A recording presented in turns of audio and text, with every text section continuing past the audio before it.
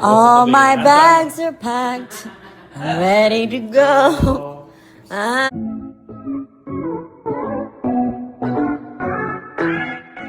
Ellen Adarna's lipat bahay mula sa bahay ni Derek Ramsey papunta sa kanyang bagong gawang bahay. Hirap na hirap din sa paglilipat pero kinaya dahil sa tulong na rin ng kanyang mga kaibigan, hindi siya iniwanan sa ere. Napakaraming gamit ang dinala ni Ellen mula sa bahay ni Derek dahil napakaraming gamit ni Ellen Adarna at ng kanyang dalawang anak. Kinaya niya ito. Panoorin at kung hindi pa nakasubscribe, don't forget to click subscribe and hit the notification bell to keep you updated. Wow! Ate Dash, Miana! Happy birthday today! Happy birthday! Wow!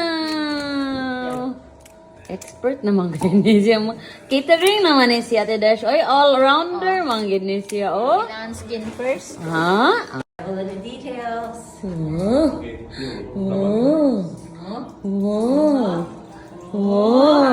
Ah. Thank you very much, Cher. Thank you very much. Everybody was Making 10 million per second, making it the best brain lock light bulb.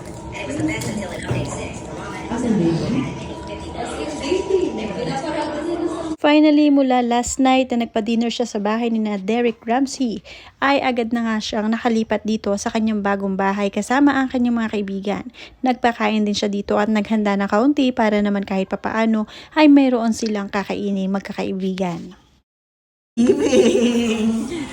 Iba pa 30 ni Madam.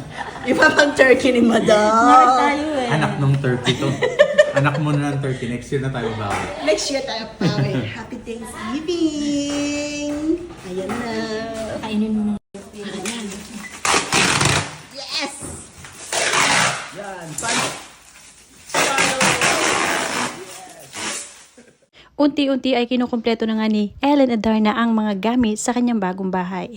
Ang nauna nga ay itong ref dahil nga dito marami siyang pwedeng ilagay at ito talaga ang pangunahing kailangan para hindi masira ang kanilang mga pagkain ng kanyang mga anak. At dahil nga may nakapasok na lamok sa kanyang bagong bahay ay agad niya nga itong hinanting. Kinatuwaan nga siya ng kanyang mga kaibigan. Kahit papaano kasi kahit hindi pa masyadong finish ang kanyang bahay ay pinuntahan na nila ito at tinirhan na nga niya. Unti-unti ay magiging finish na rin ang kanyang bahay.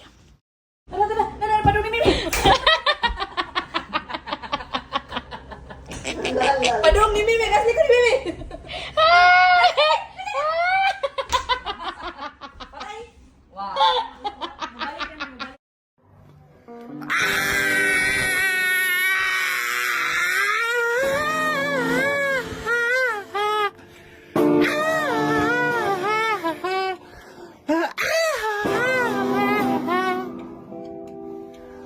Excited na nga si Ellen Adarna na malagyan niya at na mapuno na niya ang kanyang ref kaya naman agad niya itong in-unbox.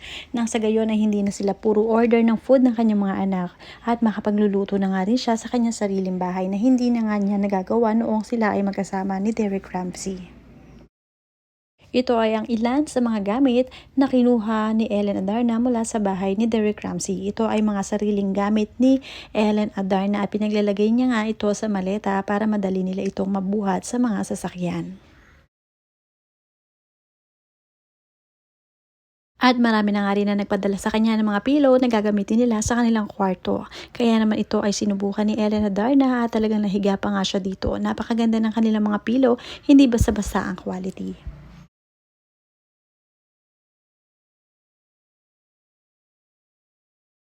Ito nga ay ang yaya ni Elias na si Chesa Mucho na kung saan ay talaga naman pagod na pagod din sa paglilipad nila ng bahay ng kanyang amo na si Ellen Adarna. Talaga naman wala silang magawa dahil nga talagang kailangan nilang maglipat ng maraming gamit. Kaya naman siya ang talagang kanang kamay ni Ellen Adarna. Ito nga ay umaarte lamang at talaga namang pagod na nga daw siya dito na habang binibidyo siya.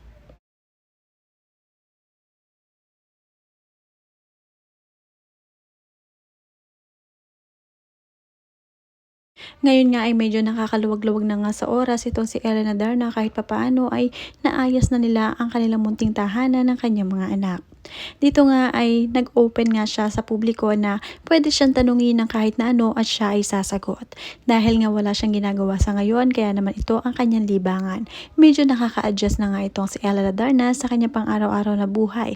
Kaya naman free na free ang lahat na magtanong patungkol sa kanya dahil nga open book naman ang kanyang buhay ay sinasagot niya ang mga ito. Yeah. Yes, I plan to move back in a year or two. It's because Elias is still studying. No? If he wasn't studying, I would have packed my bags and gone. It would have been easier for me. But there. Yes. Pag every month ko nila i-text, mura yung ana. But pag ko ready for Melay. Next year na guro. Hi, Melay. Kita tapuhon. So, kani nga mga bracelets dahil kani kay Liana, kay dako pa kay niya. So, ako suot. Kaning duha, gift ni Elias ni Liana. But dako pa kaayo sa. So, ako na lang isuot. I'm good, busy. I've been dropping and picking up my son in school. Bringing his lunch to school. Cooking for them. So, yeah. So far, so good. Who said? To be honest, I don't depend. If they give, they give. If they don't, they don't. Simple. I don't demand. Saan aabot ang 500 pesos mo? Sa imagination. Delulu. Nails by Mimi, my Ming Ming, Minskew, Madam Mims. My Totga, the one that's always galit agad. Madam Mims. A mother's love is the highest form of love. Cheating, may it be emotional cheating, micro cheating, digital infidelity, texting, no.